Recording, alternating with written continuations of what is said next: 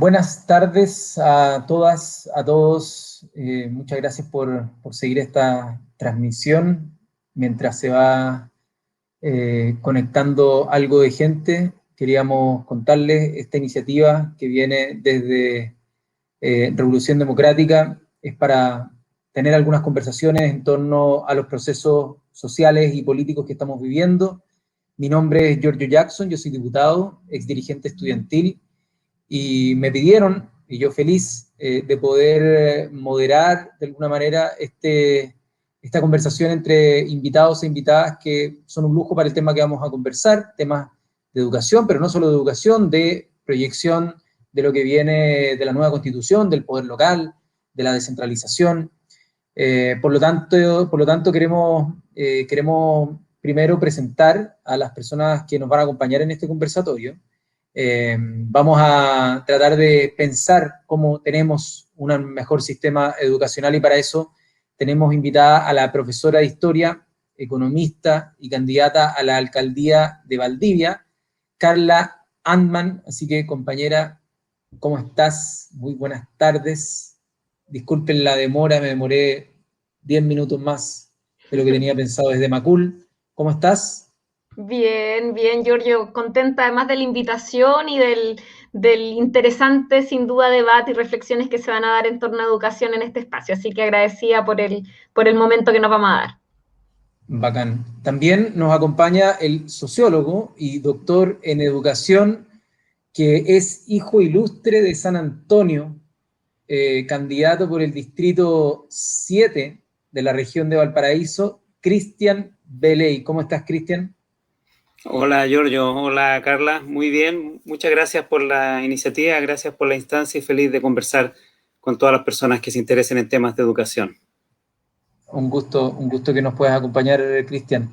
Y también nos acompaña la profesora de filosofía, dirigente sindical y candidata a la constituyente por el distrito 3, Romina Ábalos, por la región de Antofagasta. ¿Cómo estás, Romina? Hola, hola, muy bien, aquí estamos ansiosa en realidad porque, bueno, hace meses que no hablaba de educación así, de algo tan potente, así que bien y con mucho ánimo para poder conversar. Qué bueno, qué bueno. Oye, vamos directo al grano. La primera pregunta que queríamos hacer, y queríamos partir con Cristian, porque antes de las propuestas concretas, es importante hablar del contexto y el diagnóstico. A mí me ha tocado mucho compartir espacios con Cristian desde el 2011, ¿ya? Los diagnósticos respecto al modelo educativo, respecto a las deficiencias, cuál es el rol del mercado en nuestro sistema educativo y la diferencia que existe eso con el resto del mundo. Entonces, de manera sintética, porque esto lo hemos hablado mucho, pero quizás para las personas que se nos están uniendo, que no han seguido tan de cerca ese debate en particular, ¿cuáles serían, así, de manera muy sintética, los problemas principales que enfrenta la educación en Chile y por qué la Constitución sería una barrera para desplegar cambios en el modelo educativo chileno, Cristian? Bueno, Giorgio me enfatiza 2 veces ser sintético, así que voy a ser ultra sintético, pero me hace una pregunta que facilita, así que ¿cuál es el gran problema del sistema educativo chileno y la Constitución? No, bueno, efectivamente, con todos los dirigentes y líderes del movimiento estudiantil venimos conversando esto desde el 2011.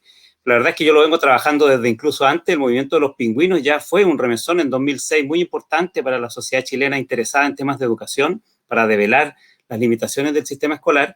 Y antes, para no hacer toda la historia, ya que Giorgio me pide ser sintético, yo diría que desde el trabajo que yo he desarrollado en UNICEF a inicios de los 2000, ya nos dimos cuenta que la Constitución era una limitación súper importante para avanzar en temas de equidad, de justicia y de no discriminación en educación.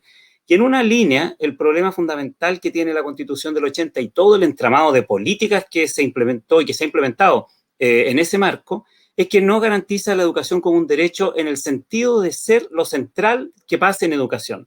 En educación pasan otras cosas. Hay intereses también de los que proveen educación, las instituciones que proveen educación, y la Constitución defiende mejor esos intereses, por ejemplo, de los dueños de una universidad, de los dueños de una escuela, de los dueños de un liceo, que los intereses de los niños y las niñas que van a la educación. Entonces, cada vez que entran estos intereses en conflicto, la institucionalidad se ha puesto del lado, no de los niños y las niñas, sino del lado de los oferentes. Por eso han sido discriminadas. Cuando les cuesta un poquito más aprender, bueno, hemos visto discriminaciones porque los niños con problemas de aprendizaje no los recibe nadie, a pesar de la libertad de elección de los padres de los colegios. Nadie los quiere recibir.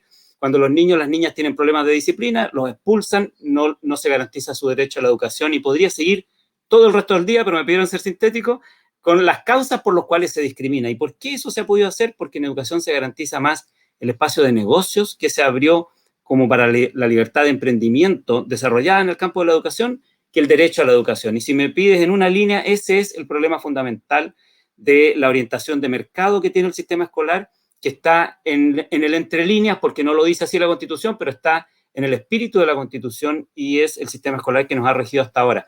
Borrar la lógica de mercado, del lucro, de la competencia y de la selección de niños y niñas es la barrera número 1 de la nueva Constitución, a mi juicio. Después vamos a hablar de otros desafíos de futuro, pero el problema principal que hemos tenido estos 40 años es que no hemos podido avanzar decididamente en un sistema no discriminatorio, justo y que garantice los derechos, porque antes garantiza la competencia, el lucro y los intereses de los proveedores de educación que los de los niños y niñas.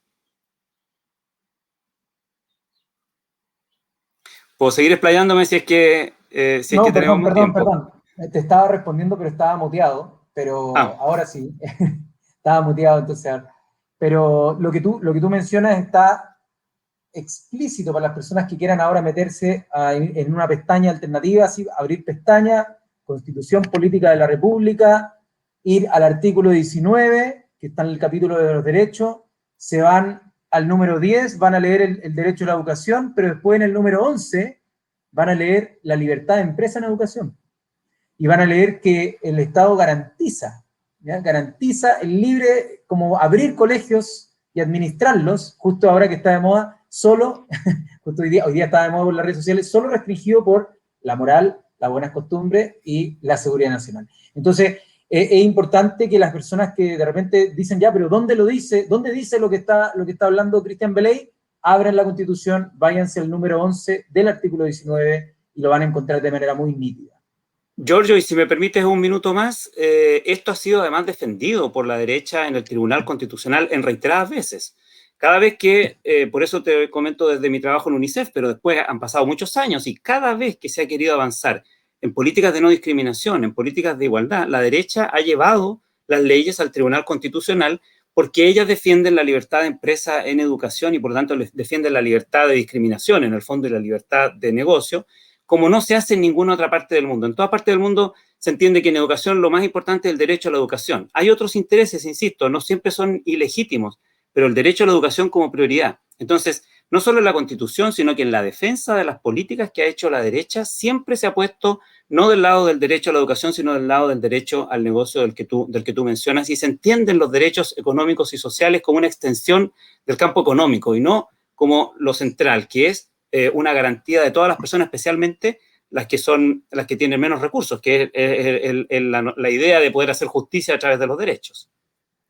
Exactamente. Oye, súper interesante, Cristian, y vamos a ir ahora a una pregunta que tenemos para Carla, porque Carla, que está en Valdivia, ahí plena región de los ríos, sí, de los ríos, siempre me confundo, pero en este caso de los ríos, ¿ya?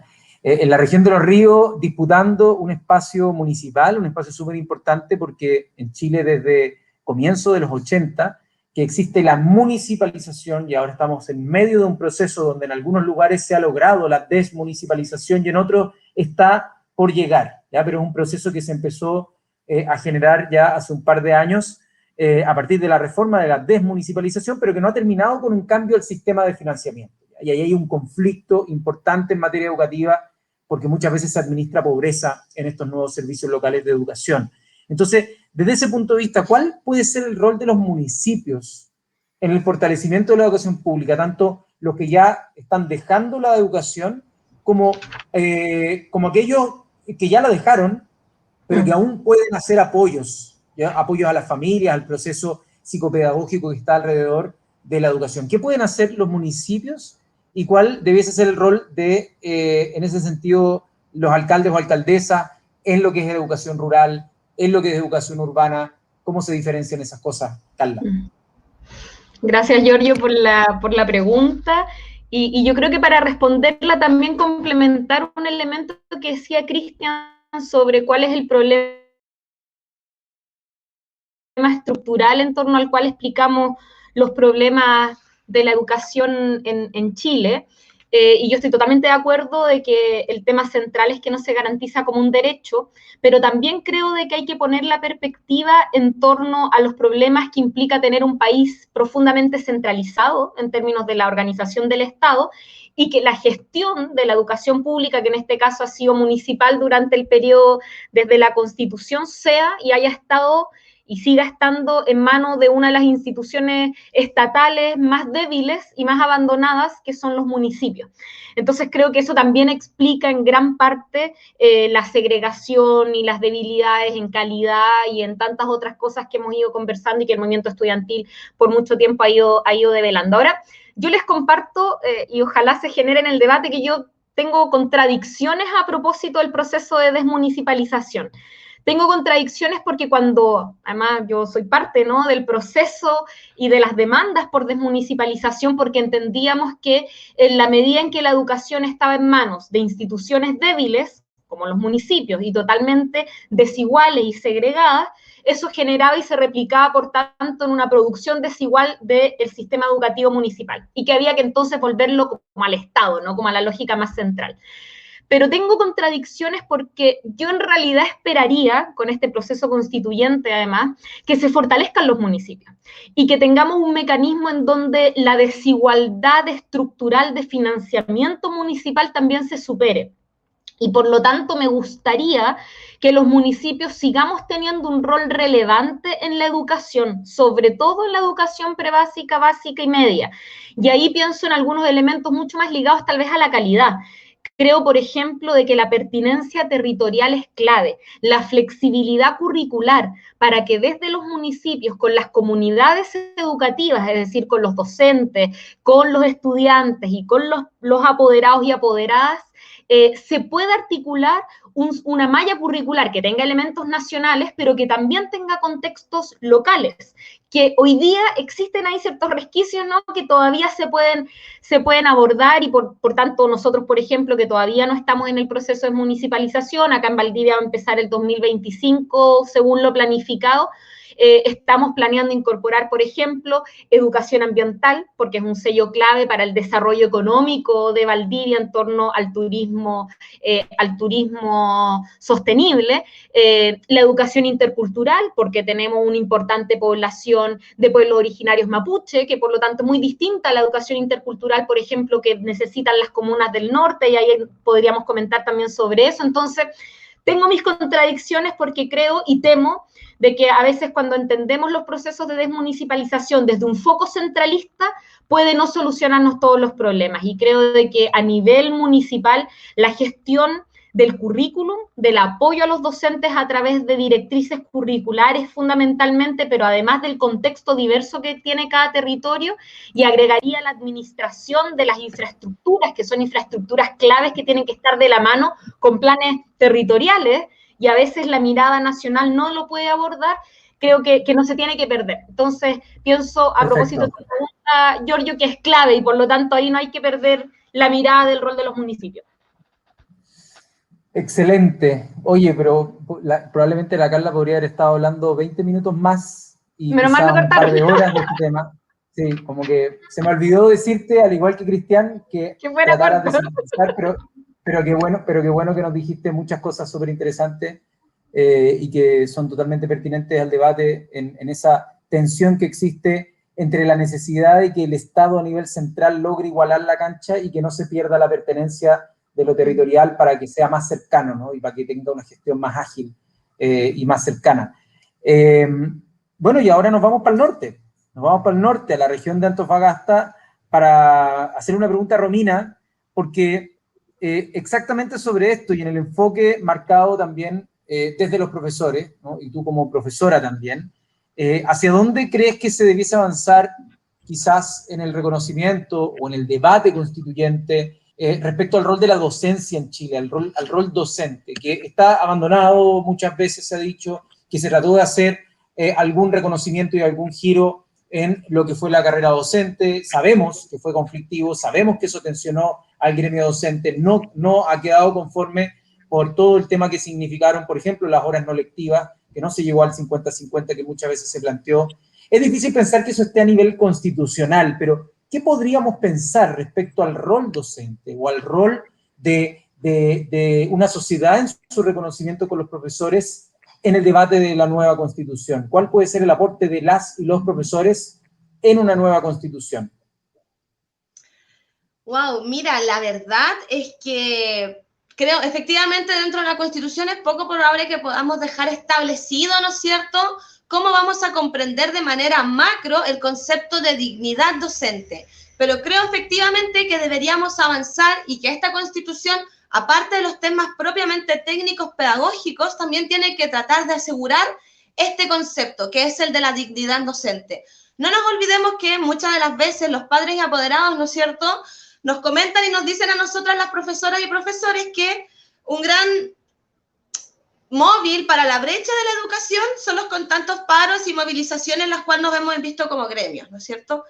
Cabe destacar, ¿no es cierto?, que no estamos en constante paro y movilizaciones porque realmente queramos ser así. El tema es que esta Constitución no asegura la dignidad de los docentes y las profesoras como funcionarios. Se entiende todo que tiene que estar sustentado en un concepto de vocación y dejamos un poco de lado el concepto de dignidad para, ¿no es cierto?, venir aquí y poner el concepto de vocación. Creo que es importante que en la Constitución también podamos nosotras, las profesoras y profesores, avanzar a asegurar estos derechos de dignidad y de responsabilidad también dentro del ámbito de la educación, como que siempre estamos en un limbo, ¿no?, las profesoras y profesores. Efectivamente, sí, ustedes merecen y tienen que tener muchas cosas, pero por vocación vaya igual nomás sin vacunarse. No sé si me hago entender la lógica en la que constantemente estamos. Uno de los momentos más claros que dejan, ¿no es cierto?, esta situación a luz del día, ¿no? Y que realmente para mí es un poco complejo conversar porque me dan ganas de hablar desde las entrañas, cosas que no puedo, es como se nos trató hace pocas semanas, hace pocos días, los profesores y profesoras de flojo, ¿no? Que hemos estado todo el día detrás solo de un celular y prácticamente haciendo nada. Eso es no asegurar la dignidad docente también. O sea, el camino por el cual creo que debería avanzar, ¿no es cierto?, esta nueva Constitución es hacia ese, asegurar la dignidad no solo de los alumnos y de las alumnas, sino que también de nosotros como profesionales. Y el rol de la docencia en esta nueva Constitución debe ser claramente un rol de pilar y de eje fundamental. Nosotras como equipo pensamos que la educación es nuestro eje, ¿no es cierto?, y que de esta gran ramita nombrada educación, que no solamente es la formal, sino que también puede ser la informal, vamos sumando y vamos agregando nuevas ideas y nuevas maneras de poder, ¿no es cierto?, mejorar y asegurar un buen vivir y un bienestar para nuestro país. Entonces, en realidad y en resumen, porque sé que tenemos que ir cortito, creo que la educación debe avanzar en eso, en derechos que aseguren la dignidad docente. Y cuando hablamos de la dignidad docente no nos referimos solamente al 50 y 50, que ojalá me gustaría poder tener, ¿no?, sino que también hablamos de dignidad docente cuando, en el caso, por ejemplo, de la ciudad en la que yo vivo, Antofagasta, encontramos que la alcaldesa, ¿no es cierto?, ha desviado fondos de la educación para poder utilizarlos dentro de otras instancias. En Antofagasta ciudad y en Antofagasta región, lamentablemente ya pareciera ser una tradición en la cual se utilizan, ¿no es cierto?, estos espacios vacíos legales que tiene la antigua Constitución para poder pisar por sobre la dignidad docente. Entonces creo efectivamente que hacia allá deberíamos avanzar, dejar de vernos, ¿no es cierto?, como una guardería infantil y como las nanas y reconocernos con el rol que tenemos y con la dignidad que merecemos. Y sorry aquí que me extienda un poco, pero la verdad, tenía hace 2 minutos una conversación. El próximo lunes entra a trabajar mi mejor amiga a un colegio subvencionado y tiene que ir, menor de 40, aún no recibe la vacuna, su hijo va a tener que ir por defecto al colegio y la pregunta es, ¿realmente estamos asegurando nuestra dignidad como persona? No sé si me logra hacer entender. Creo que la Constitución efectivamente puede asegurar aquello que nuestras alcaldesas, nuestros alcaldes, nuestros ministros no puedan y no deban seguir tratándonos de la manera. Sorry lo de la guata, pero en realidad aparte de lo técnico-pedagógico, sí o sí debemos avanzar en reconocimiento de la labor docente. No somos nanas, somos profesionales de la educación. Absolutamente de acuerdo, Romina. Y en ese sentido, pasando como más al área de las propuestas, Cristian, si nos podéis comentar un poco cómo te imaginas tú que debiese plasmarse el deseo de una educación distinta en la Constitución, ya más a nivel de propuesta. O sea, hoy día no nos gusta cómo está la educación redactada en la Constitución. ¿Cómo sí te gustaría? Claro. Sí, mira, muy complementario con lo que estabas conversando antes y que estaba diciendo Romina también. Lo primero es resolver el problema que acabamos de decir, o sea, poner el derecho a la educación en el centro, y eso supone establecer qué es la prioridad, y por lo tanto, los otros derechos como la libertad de enseñanza o la elección de los padres, presentes también en la Constitución, pero supeditados al derecho de los niños y las niñas. Y creo que la manera de garantizar esos derechos, porque la gente dice, bueno, los van a escribir en la Constitución, pero no van a estar en la realidad. Bueno, no, efectivamente no se escriben para que no existan, se escriben para que existan. Y la manera de garantizarlos es institucionalmente. La educación no es una cuestión individual, no es que le vamos a poner un profesor particular, un tutor a cada niño, a cada niña. Entonces, la manera de garantizarlo es con instituciones fuertes, y esas instituciones son principalmente las instituciones públicas. En el mundo, la garantía del derecho a la educación es el sistema de educación pública que el Estado es capaz de proveer a todas las ciudadanas y ciudadanos, independiente de su bolsillo, del lugar donde vivan, de la religión que tengan y de si el niño es un gran talento o tiene algunas dificultades mayores. Y lo segundo es que yo creo que quizás no es tan equivocado esto que tú y Romina dijeron, bueno, no va a quedar en la Constitución. Quizás sí puede quedar en la Constitución que la docencia tiene un estatus especial, porque esa es la segunda manera, el segundo gran factor para garantizar el derecho a la educación. Un sistema de educación pública sólido y una profesión docente respetada y sólida. Entonces yo también creo que habría que estudiar, hay constituciones que lo hacen, podríamos establecer un estatus especial de la profesión docente. Eso yo creo que es lo primero. Lo segundo es que el derecho a la educación que la Constitución del 80 tiene, ahora ya no mirando en los problemas del mercado, sino que mirando al siglo XXI, saliendo ya de esos debates del siglo XIX, en realidad en los que Jaime Guzmán nos dejó metidos. Mirando el siglo XXI, también la Constitución es mezquina porque es pobre, todavía tiene conceptos que son muy antiguos. Entonces creo que tenemos que extender el derecho a la educación. Hay que partir desde la primera infancia, garantizarlo como un derecho, seguir por la básica y la media como hoy día existe, y llegar hasta la universidad. Todo eso debería ser un derecho universal garantizado para todas las personas. Y después podemos establecerlo también como un derecho a la educación a lo largo de la vida. Venimos hablando hace 60 años de la educación a lo largo de la vida. Este es el momento en que lo podemos garantizar como un derecho constitucional que, por supuesto, no va a tener el estatus de obligatoriedad que tiene la escuela básica o la media, pero sí tiene un estatus de derecho. Estoy pensando en las personas mayores, en los adultos mayores, en las segundas oportunidades, en fin, en ese sistema. Y también, como mencionó Carla, no solo la educación formal, sino también las otras formas de educación informal y complementarias. Y lo tercero, y con esto termino, es enriquecer el derecho, no solo extenderlo, sino que enriquecerlo. Lo otro que tiene la Constitución es que su definición de la educación es muy pobre. Y esto se vincula con lo que estaban conversando Romina y Carla, que es que podemos darle, diríamos, un contenido sustantivo mucho más rico a la Constitución. Podemos ahí establecer que está orientada a la formación en derechos humanos, podemos establecer que es multicultural, podemos establecer la prioridad del tema de género como formativo, la relación social y la integración social, etcétera. Podemos enriquecer el concepto de educación para que no tengamos una educación que es puro preparar para el CIMSE o para la competencia en los rankings. Entonces, esto que estoy diciendo tampoco es simplemente poesía. En los tratados internacionales que Chile ha firmado, este concepto más enriquecido, yo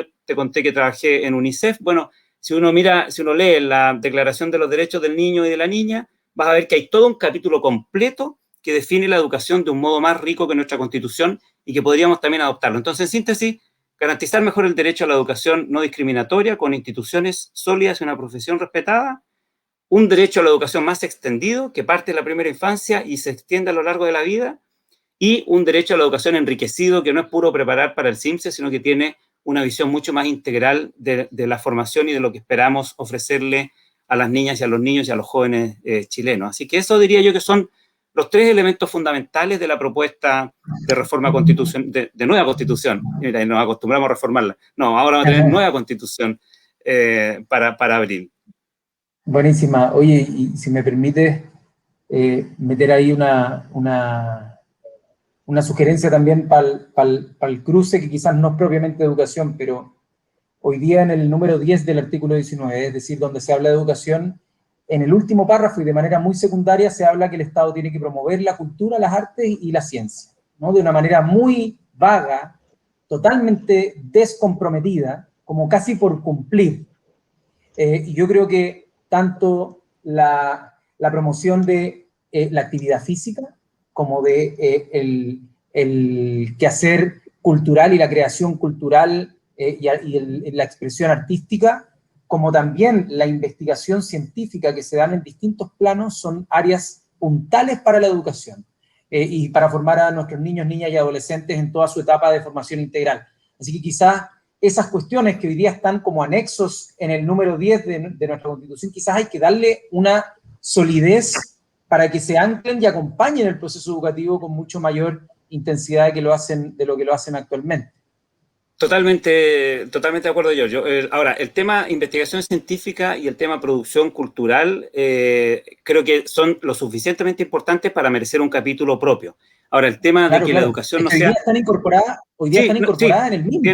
Tiene razón, y es apenas una mención como saludo a la bandera, para decirlo coloquialmente. Y lo que sí, la educación no formal, la educación para la vida, la educación que incluye estas otras dimensiones culturales, de acceso a los centros culturales, a la educación comunitaria, a eso es lo que me refería yo con este enriquecimiento y que no veamos solo la educación institucional como parte del derecho. Así que creo que tiene razón, creo que es complementario, creo que hay que expandirlo por esas otras dos capítulos que estaban mencionando también. Súper bueno. Oye, y para ir a lo local, porque el desarrollo de programas también habla mucho de lo que uno quiere hacer después en la gestión. Y en el caso tuyo, Carla, han podido ir desarrollando un programa participativo que me imagino también incorpora muchas inquietudes en educación. Deben haber otras preocupaciones que muchas veces surgen respecto a la pandemia, quizás ahora, respecto a la reactivación económica, a las pymes, al tema de la seguridad, al aseo, quizás a los temas de medio ambiente, pero en educación también hay muchas preocupaciones. Entonces quería preguntarte cómo ha sido ese descubrimiento en el proceso participativo de algunas inquietudes que quizás tú no detectabas, pero que los procesos participativos te empiezan a entregar. ¿Qué descubrimientos has tenido en ese camino?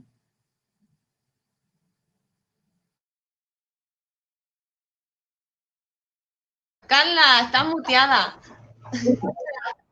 Sí, es que nos mutean desde fuera, yo no muteé. Sí, bueno, efectivamente ha sido un proceso participativo, la construcción del programa muy interesante, y ayer yo a la luz, ya de hecho estaba aquí, lo tenía impreso, estaba mirando y releyendo cuáles son las propuestas y los compromisos en realidad que hemos asumido en este intenso proceso de diálogo territorial, de lo que puede y debiera ser el municipio de Valdivia y cualquier municipio, creo, y creemos nosotros y nosotras, en relación a la educación. Y mira, son varios ejes, pero para mí uno más relevante, ir descubriendo además en los diálogos, es el de la pertinencia territorial y cultural, que es lo que ya les señalaba, o sea, un énfasis en cómo podemos desde lo local también tener una mirada diversa sobre lo que abordamos a nivel curricular. Eso es un eje que es muy, muy relevante.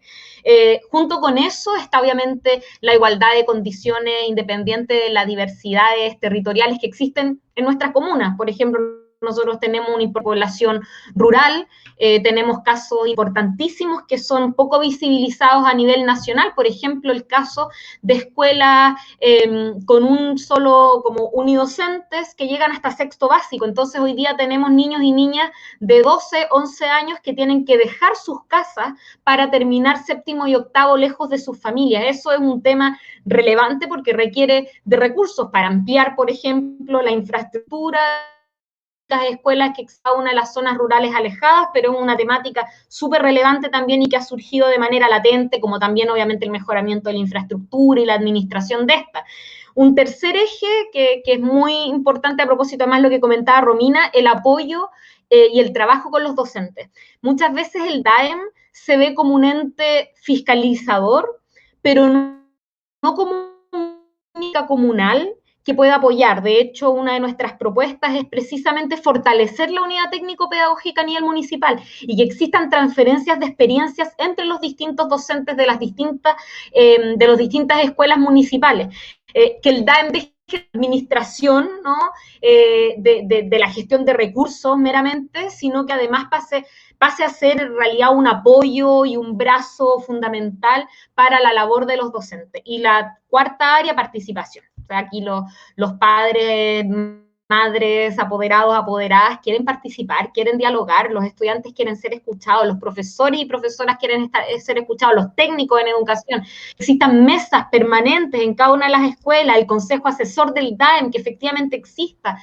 Son temas que además en la pandemia se han visto mucho más latentes, y acá, por ejemplo, en Valdivia, me imagino que en la mayoría de las comunas también ha faltado un diálogo permanente con estos espacios que al final creo yo que son los más virtuosos para llegar a buenos planes de retorno a clases, de clases virtuales y remotas, de apoyo a los docentes en sus labores y tantas otras cosas. Entonces, ha sido intenso, interesante, hay muchas propuestas, pero esos 4 ejes son, Giorgio, a propósito de tu pregunta, los más relevantes y por lo menos los que a mí me han hecho más sentido también.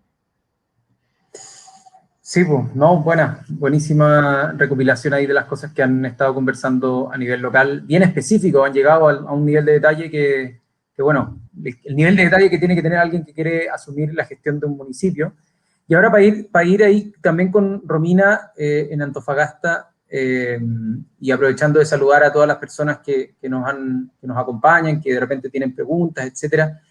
En tu caso, yendo a la constituyente y quizás complementando alguna de las cosas que dijo Cristian, ¿cuáles serían tus fundamentales ideas o propuestas para plasmar en materia educativa propiamente tal en la próxima constitución? ¿Cómo te aproximarías tú desde una zona nortina, ¿no? Desde una zona obviamente que vive muchas tensiones ambientales, de descentralización, lo urbano, lo rural, también, no sé, los temas de la producción por allá. ¿Cómo te aproximas tú al tema de educación en términos constitucionales? Wow, mira, la verdad es que son 2 miradas paralelas y también complementarias con lo que ya había hablado Carla, ¿no es cierto? Carla, perdón, anteriormente. Lo primero que sí o sí deberíamos incorporar es la educación sexual integral dentro de esta nueva constitución. Y es una lógica, y me disculpo un poco por esto, bueno, estoy en la casa y un poco más libre, ¿no? Pero es dentro de esta lógica de que consideramos que la escuela y la educación formal se tiene que transformar principalmente en no solo cuidadores, sino que además vamos a criar también a los niños y las niñas, ¿no? No es solamente profesora enseñe filosofía, profesora enséñale que use condón, enséñale que no sea golpeada, enséñale a respetar en la fila, es decir, teniendo en consideración que ya se nos ve como las nanas del país, deberíamos sí o sí incorporar educación sexual integral. No me complica, ¿no es cierto?, hacerme cargo de ciertos espacios de cuidado y de resguardo de las infancias, adolescencias y juventudes, pero para que los podamos hacer bien las profesoras y profesores, debemos también ser parte de los planes y programas que se nos entregan. Efectivamente, el plan y programa en historia que es válido, por ejemplo, para cuarto básico en Valdivia, no coincide con el que es válido para acá. El año pasado mi hija tenía que describir, ¿no es cierto?, cómo es su entorno geográfico y venían imágenes de campo y nosotras somos de Calama, onda, es como, efectivamente tenemos que ser parte del proceso de creación y de construcción de los programas y los contenidos que también les vamos a entregar a las estudiantes y estudiantes. No nos olvidemos que también existe este concepto de libertad de enseñanza que efectivamente es y surge para la educación superior, pero que también lo podríamos un poco quizás incorporar en el espacio en el que estamos. Me complica un poco Antofagasta, ¿no? Una ciudad con amplio espectro migrante. ¿Cómo es que el 18 de septiembre y estas fechas vienen enmarcadas en un concepto netamente, no sé si bélico, pero sí con este resquemor hacia los migrantes y teniendo en consideración que hay salas en esta ciudad donde de 40 personas, ¿no es cierto?, 10 serán nacidos de chilenos y chilenas y el resto serán de población migrante. Entonces tenemos que participar sí o sí en la creación de los planes y programas. No podemos seguir teniendo esta desconexión donde para la evaluación docente, por ejemplo, se nos piden materiales o se nos sugieren materiales que no podemos encontrar en la zona.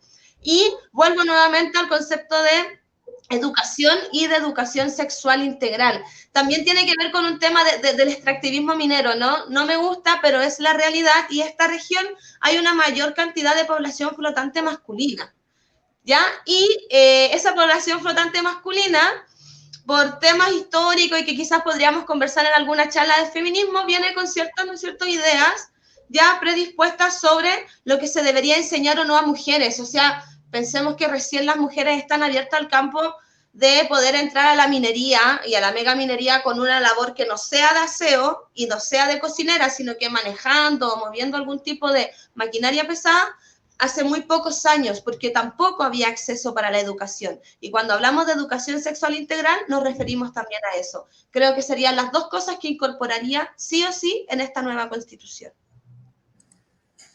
Muchas gracias, Romina. La verdad es que ha sido una conversa bien, quizás sintética, de un debate que ha llevado años de acumulación. Bueno, Cristian ya lo dijo, ya desde hace muchos años en la investigación, trabajando en UNICEF, trabajando en distintas instancias de investigación, ustedes en su vida profesional, Romina, bueno, Carla también, y ahora en los desafíos diversos que están emprendiendo. Y yo la verdad es que las felicito y te felicito, Cristian, y les agradezco por estar dando un paso adelante y poner la cara en un momento que es difícil, como asumir responsabilidades, porque como se ha dicho de este proceso destituyente, ¿no?, donde se trata de impugnar el poder establecido, cosa que era necesario en nuestro país, es súper difícil en ese momento generar vínculos de confianza, de que alguien pueda confiar de nuevo. Y confiar, por ejemplo, en personas que están dando probablemente en su primera elección popular que hayan estado. En el caso de Carla fue aún anteriormente, en la que no pudo salir, pero es primera vez que asumiría un cargo de responsabilidad pública. Entonces, es gente nueva, gente que viene con mucha fuerza, así que yo en verdad les agradezco. Y quería dejar también un espacio de cierre para que ustedes puedan también mandar un mensaje, quizás a las personas que nos estén viendo, quizás también para las personas que después los van a ver en las redes sociales cuando esto se pueda repetir, sobre quizás la importancia, la motivación de materias de educación y del proceso político que está por desenvolverse en los próximos mes y medio, si no queda nada, para que ese proceso se gatille y tengamos un resultado que va a configurar la fuerza constituyente del próximo ciclo. Así que comencemos de nuevo contigo, Cristian. ¿Cómo cerrarías tú estas palabras? Mira, vengo llegando de Las Dunas, una población, una villa, acá en Barrancas, en San Antonio, que es el lugar donde yo vivo, además, donde crecí, más bien, donde me formé, donde ha vivido mi familia siempre. Y una vecina me decía, mira, mi hijo está en cuarto básico y ha tenido que ir ya a 4 escuelas, porque en todas las escuelas no es bien atendido porque tiene necesidades educativas especiales. Ese es el peregrinar de las familias. Entonces, cuando uno escucha con los niños y las niñas, es la idea de que las escuelas quisieran, o el sistema este de competencia quisiera como niños perfectos, niñas perfectas. ¿Qué es lo que es un niño perfecto? Al final, uno empieza a mirar y mira, o es muy inquieto, hace muchas preguntas, o es muy callado, hace pocas preguntas, o en realidad cuestiona todo, no, lo acepta todo, aprende muy rápido, aprende muy lento, sus papás son separados, su mamá tiene una religión que parece que es la equivocada. Hemos tenido millones de razones por los que no tratar bien a los niños y las niñas. Entonces, el problema de garantizar un derecho a la educación no discriminatoria y que de verdad sea inclusiva y que lo entienda como una potestad de los niños y las niñas y su desarrollo es muy importante, es el derecho habilitante para los otros derechos. Si las personas no están bien formadas, después su derecho a la ciudadanía se ve lesionado también porque son fácilmente engañables, no se informan bien, no pueden ser ciudadanos críticos. Si las personas no están bien preparadas, su derecho al trabajo se ve disminuido porque en el campo laboral tienen menos oportunidades. Si no están bien educadas, su derecho a la salud y al cuidado de sus hijos e hijas también se ve lesionado. Entonces, el derecho a la educación es medular, lo conversábamos con las vecinas y los vecinos acá en Las Dunas hoy día, es medular en el concierto de derechos. Y ese es el aporte, por supuesto que yo también puedo discutir sobre los otros derechos económicos, sociales, culturales y los otros temas políticos de la Constitución, pero creo que el central y por el que la inmensa mayoría de la población nos movilizamos el año pasado y nos venimos movilizando hace mucho tiempo, es hacer más justicia, hacer que toda la institucionalidad deje de concebir la sociedad chilena como una sociedad clasista y de privilegios y sea una sociedad democrática y de justicia. Y eso implica poner los derechos de las personas al centro de la Constitución y al centro de las políticas. Ese es el aporte fundamental que yo espero hacer, es lo que he venido trabajando hace 25 años, como hemos estado conversando, y es lo que yo escucho también de las vecinas y vecinos de acá de San Antonio,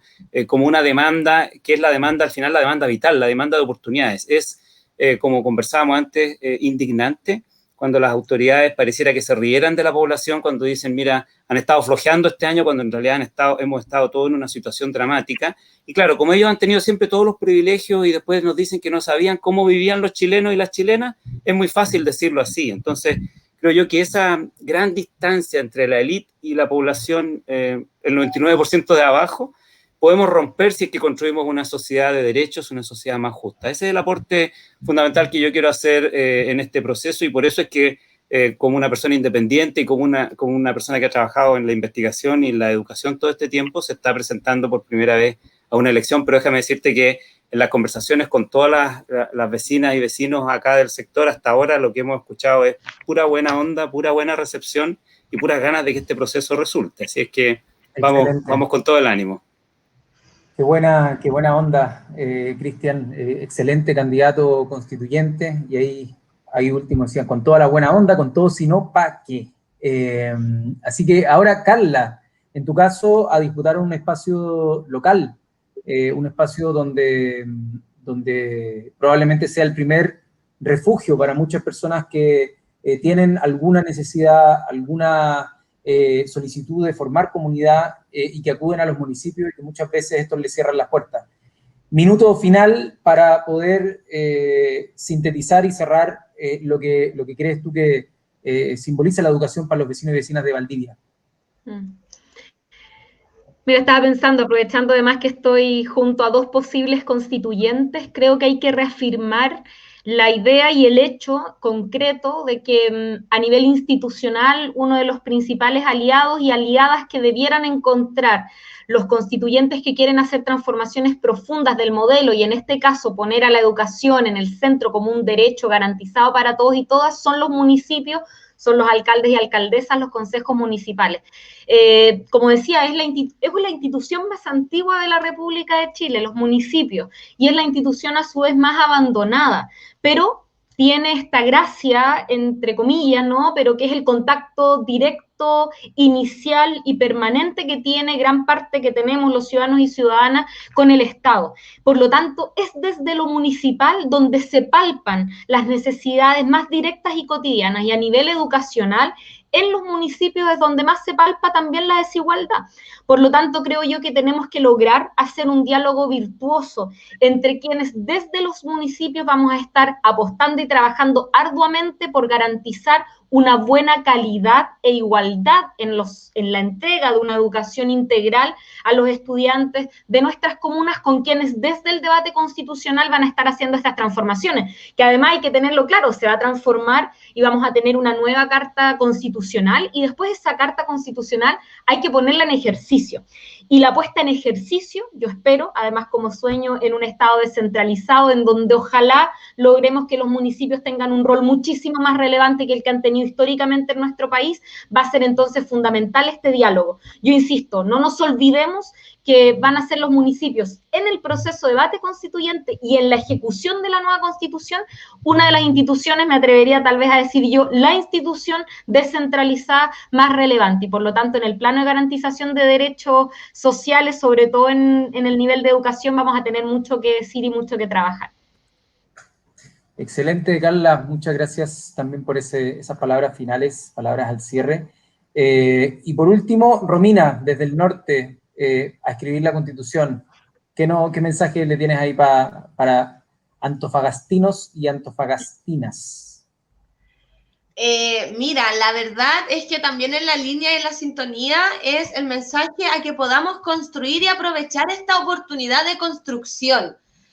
No podemos olvidarnos que la política es un espacio que nos pertenece y que parte también, ¿no es cierto?, de la revuelta popular fue eso, recuperar los espacios que nos han sido quitados, que nos han sido expropiados por este sistema. La invitación es a eso, ¿no?, a recuperar estos espacios de transformación política y trabajar en conjunto, efectivamente, no tiene ningún sentido en que tengamos escrita, ¿no es cierto?, una maravillosa constitución si es que los municipios o los gobiernos locales no tienen el poder y la eficacia de llevar a cabo esto. Entonces, el llamado es a eso, a que podamos construir buscando igualdad, buscando derecho y buscando dignidad en la educación. Y ojo, que no solamente el llamado de la construcción es a las personas que estamos, en este caso, no sé, siendo candidatos o que ya hemos estado en investigación, sino que también a la apoderada, a la mamá, a la familia, al estudiante.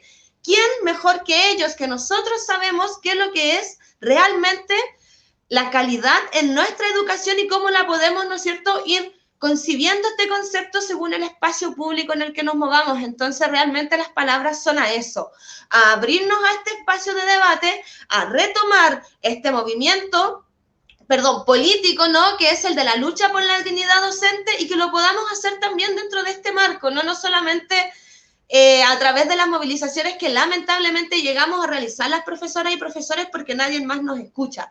Ahora sí hay gente que está escuchando, sí habemos personas y equipos que estamos dispuestas, ¿no es cierto?, a construir este nuevo país, pero tiene que ser así, en conjunto entre todas y todos. Así que... Muchas gracias, Romina. Ahí te quedaste pegada en la imagen final. Así que no pudimos escuchar esa última palabra que iba a cerrar la conversación. Yo al menos con esto tengo que dar la despedida. Justo ahí se nos cayó Romina. Yo me tengo que conectar a otro live ahora. Tengo un live aquí ahora con los compañeros y compañeras de Ñuble, así que les quiero agradecer, Cristian, Carla, no solamente por este live, sino por estar básicamente día tras día hablando, tocando puertas, contando la idea de un proyecto político que mezcla independientes, que mezcla militancias, que mezcla distintas experiencias, como historias, y yo creo que eso es bonito, ¿no? Es bonito ir y tocar puertas. Uno al principio le da un poquito de vergüenza, pero cuando se empieza a vivir esa experiencia que dice Cristian, que hay buena onda, sobre todo, no sé, por la gente que tiene pertenencia local, que la conocen, que han estado ahí, al final se recibe un envío anímico súper importante para levantarse al día siguiente, despertarse bien temprano y acostarse bien tarde en la noche. Así que un abrazo grande y mucha fuerza. Gracias, ya, pues, cariño. gracias. Chao, chao, gracias, que estén muy bien.